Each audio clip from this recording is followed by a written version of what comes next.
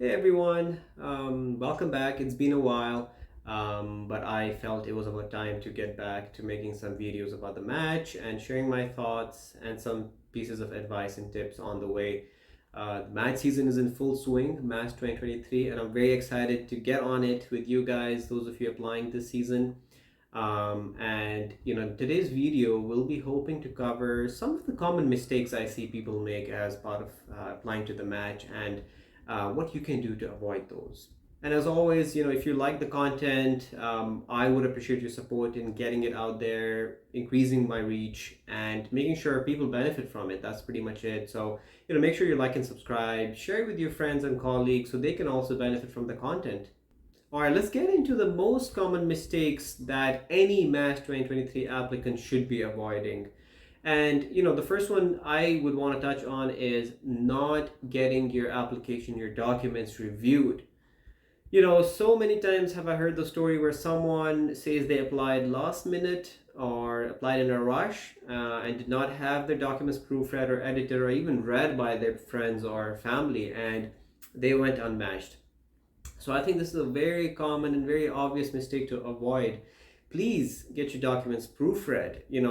You don't even have to pay anyone for it. To start with, have your friends, have your family members, your mentors, people you trust read your documents. So at least you can have an extra set of eyes on your documents and see if they have a different perspective on certain things you might have mentioned in your application, a certain way you might have mentioned some things.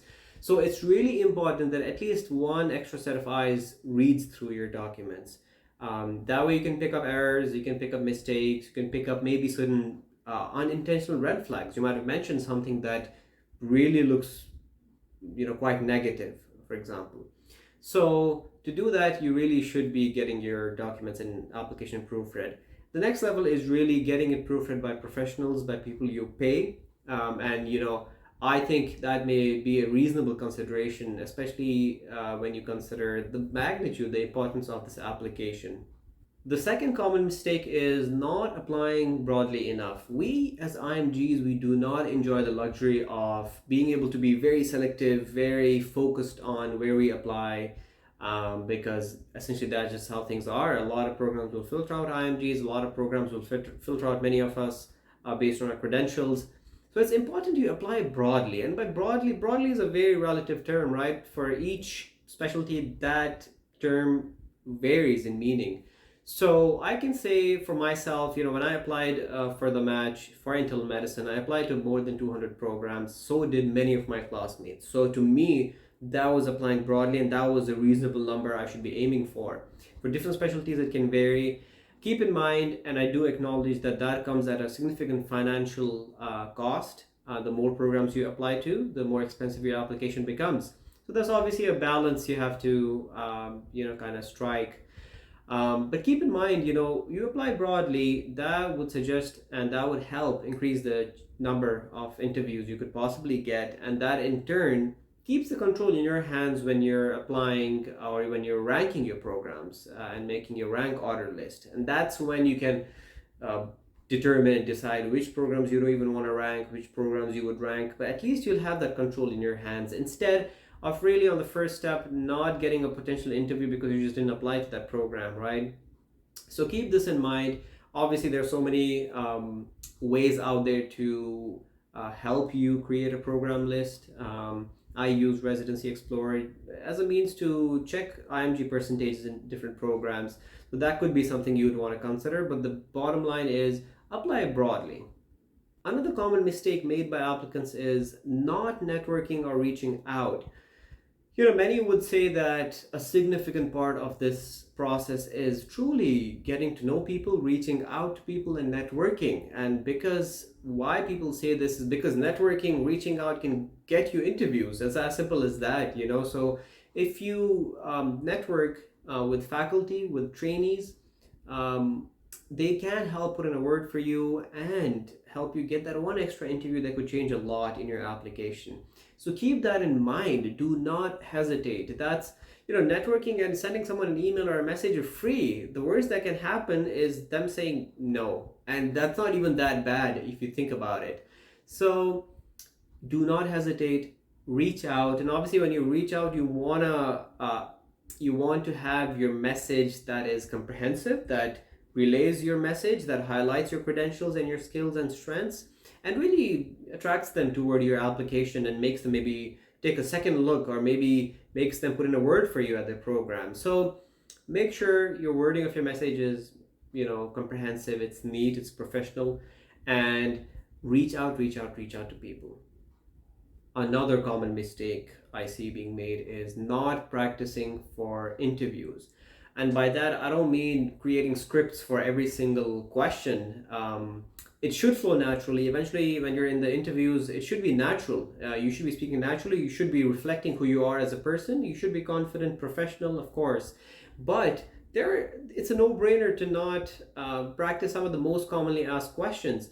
You'll find a few videos on my YouTube channel about interview practice with examples, actually, where I take you through my responses and example responses to many commonly asked questions. So I'd highly recommend you look at those, but it would be meaningless if someone does not do the basic homework, to prepare for or to practice for interviews, because I can guarantee you there's a set of questions which will be asked commonly and in pretty much all, if not most, of your interviews.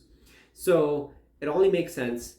Look at those questions, review those questions, practice. You can practice alone, you can practice mentally, create a general script of what things you would want to mention. Keep in mind the interviews are your opportunity to highlight and to build a case in your favor, right? Why should this program choose you?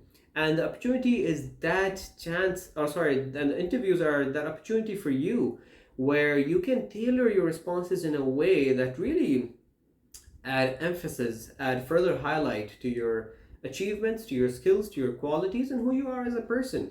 So my approach was basically roughly having a script in mind, just knowing what are the key things I need to mention when I respond to this question. Everything else will flow naturally. It'll be a conversation. You're talking to a person and you do not want to make it sound scripted or unnatural, so it should flow, but generally have an idea of what are the key things you would want to mention for those commonly asked questions. Another mistake I see being made is not ranking programs based on your preferences. And what I mean by that is, when it comes time to create your rank order list, where now you've had your interviews done, cool, now these are the programs you need to rank. What I see some people do is, instead of ranking those programs purely based on whether or not they'd want to train at those programs or the order in which they would want to train at those programs, instead, a lot of applicants use this reverse psychology concept where they think like, okay, I'm going to rank programs based on what I think my chance is of matching at those programs. And I think that is very wrong. It is very difficult to predict what your chances of matching at a program, besides the usual IMG friendliness and whatnot. But the biggest determinant for you to determine how much of a fit a program was to you is your interview experience. Did you feel like you really connected with the faculty, the trainees, when you did the interview? So then you would feel, hey, maybe I really liked it there, so I should rank that program higher, right? And stuff like that. So really think about how much of a fit you felt at the program when you were interviewing there, instead of thinking, this program has never taken a person from my med school, what are the chances I'll match there? Or like, I don't think this program's going to rank me very high, so I'm not going to rank them very high. Or you may think, this program's going to rank me very high, so I'm going to rank them very high. And it turns out they didn't rank you very high, So make sure you focus your ranking and base it on your preference, on where you would want to train, okay? One final mistake I want to touch on is something related to post-match logistics. And this mistake is basically not exploring your visa options early before even applying to the match. So for example, someone who could have taken the USMLE Step 3 early before applying to the match, early in the match season, and had that extra option of H1 or the H1 visa as an option, did not, and are now stuck with a J1. And obviously there are pros and cons for both, but clearly J1 has very significant limitations that many like avoiding. So that is another mistake people make in terms of not doing that pre-planning of what things look like after the match, you know. So what would the logistics looks like? What would my immigration status be like? So stuff like this you really want to consider early on. Some people may be in a position where they may be applying to a green card. So then the question comes, should I apply now or should I apply once I have my green card, or the green card is in process and stuff like that, right? So because that can make a significant difference in your application. So pre-planning, think about the post-match logistics, kind of like a quick scan of what things look like after match, and see if there's anything you need to do early on, months before you apply to the match, or even early in the match season. Alright guys, I really hope you liked the video. We were able to go through some very common mistakes that match applicants tend to make, and ones you can avoid when applying either this year or next year, because they can have a significant impact on your application. I made a similar video last year for Match 2022 applicants, and I think the contents of those videos still remain very relevant, so I'd highly recommend you watch that. Otherwise, I'll be around. If you like the content, subscribe and share. And I have an open door policy. You can reach out to me if you have any questions or concerns, and I'll do my best to get back to you as soon as possible. See you guys.